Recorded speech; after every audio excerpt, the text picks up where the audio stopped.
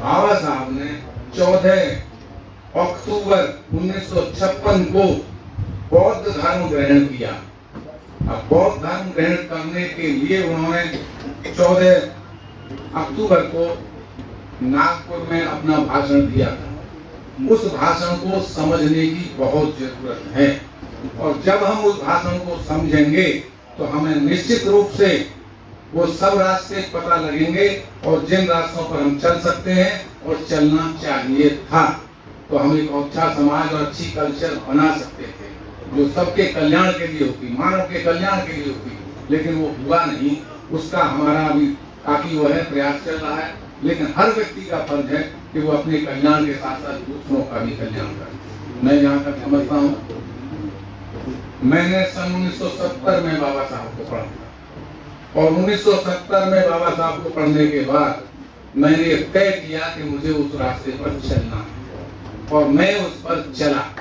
चलने के साथ साथ आप समझिए 1980 तक मैं उस पर चला, और मैंने 1973 में पहली बार बाबा साहब की जयंती मेरे गांव में मनाई गई थी। उसमें 1000 आदमी इकट्ठा हुआ था, और हजारों आदमियों में काफी लोग ऐसे भी थे। जिला बुलंदशहर में मेरे गांव में मनाई, लोगों का बड़ा उत्साह। और मैंने 2 ही शब्द कहे थे उस समय कि देखिए, तुमने मुझे पढ़ाया, मैं इस काबिल नहीं था कि मैं 10वीं कर सकता, लेकिन मैंने ग्रेजुएशन किया।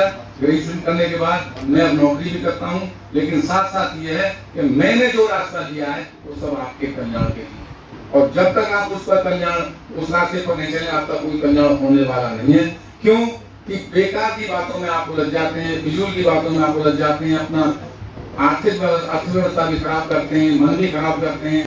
इसलिए वो मुझे उदाहरण याद आता है काफी पहले का, जब मैं आया था दिल्ली में, कि भोगल में एक झगड़ा हुआ था बौद्धों में और कुछ लोगों में। वहाँ एक बौद्ध भिक्षु को अरेस्ट कर लिया गया था महानाम जी से। हम उस समय मैंने पढ़ा था बाबा साहब पर उस समय उसका इशू यूएनओ में रेज हुआ था, और उनको महानाम जी को तुरंत छोड़ना पड़ा था, अरेस्ट किया गया था। तो मैं ये समझता हूँ कि आपको सुरक्षा की जरूरत है, लेकिन आपने उस सुरक्षा को कभी ध्यान नहीं दिया।